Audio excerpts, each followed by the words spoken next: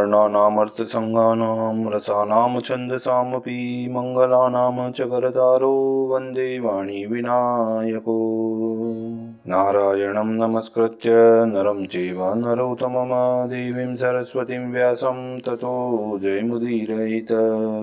गुरुर्ब्रह्मा गुरुर्विष्णु गुरुर्देवो महेश्वर गुरुर्साक्षात् परब्रह्म तस्मै श्रीगुरुवे नमः। अखण्डमण्डलाकारं व्याप्तं येन चराचरं तत्पददर्शितं येन तस्मै श्रीगुरुवे नमः।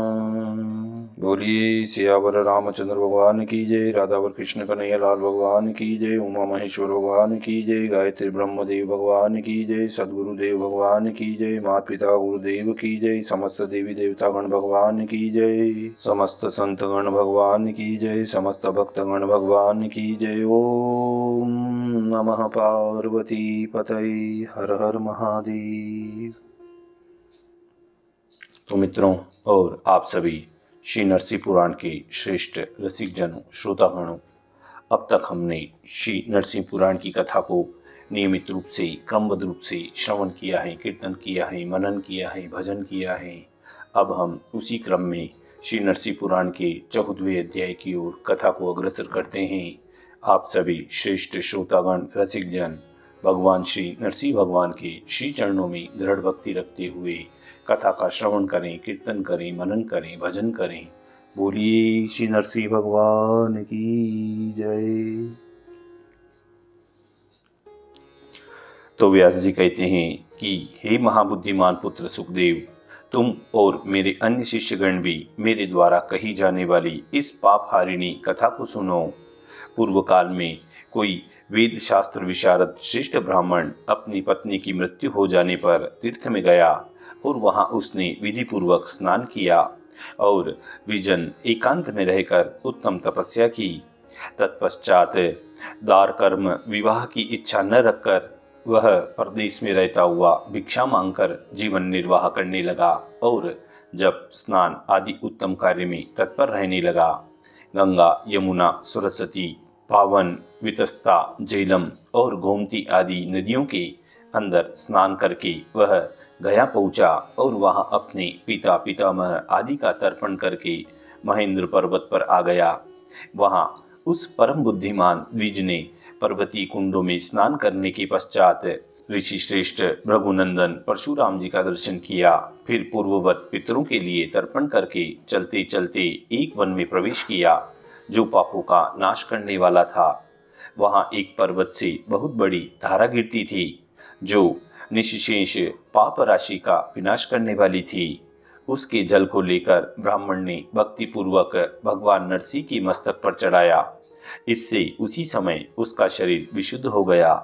फिर विंध्याचल पर्वत पर स्थित होकर भक्तों और मुनीश्वरों से सदा पूजित होने वाले अनंत अच्युत भगवान विष्णु की सुंदर पर्वती पुष्पों से पूजा करता हुआ वह ब्राह्मण सिद्धि की कामना से वहीं ठहर गया। इस तरह दीर्घ काल तक उसने पूजा की।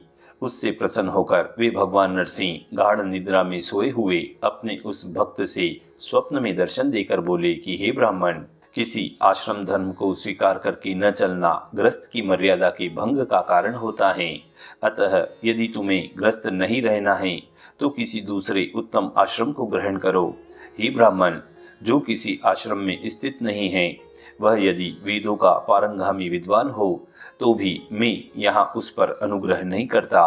परंतु हे साधुवर, तुम्हारी निष्ठा देखकर मैं तुम पर बहुत प्रसन्न हूँ, इसी से मैंने तुम्हें यह बात कही है। उन परमेश्वर के इस प्रकार कहने पर उस ब्राह्मण ने भी अपनी बुद्धि से श्री नरसिंह स्वरूप श्री हरि के उस कथन पर विचार करके उसे अलंघनीय माना और संपूर्ण जगत का बांध त्याग करके वह सन्यासी हो गया। फिर प्रतिदिन उस पापहारी जल में डुबकी लगाकर तथा उसी में खड़ा रहकर त्रिदंड और अक्षमाला धारण करने से पवित्र हाथों वाला वह ब्राह्मण मन ही मन भगवान विष्णु का स्मरण करता हुआ निर्दोष गायत्री मंत्र का जप करने लगा।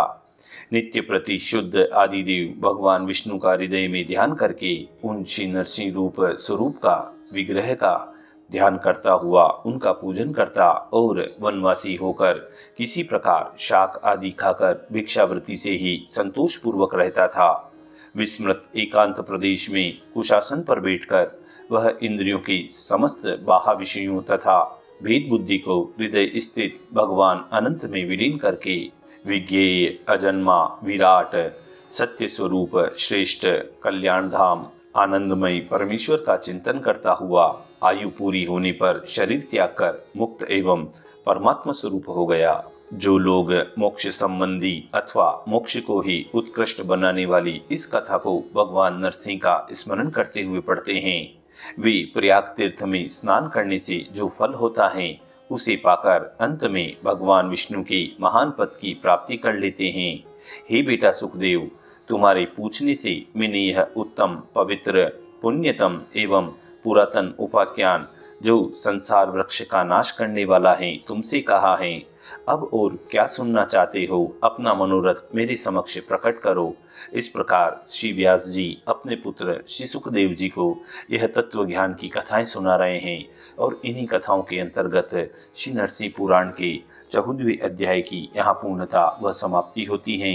इति श्री नरसिंह पुराणे 14 अध्याय पूर्णः। बोलिए श्री कृष्ण कन्हैया लाल भगवान की जय। श्री नरसिंह भगवान की जय।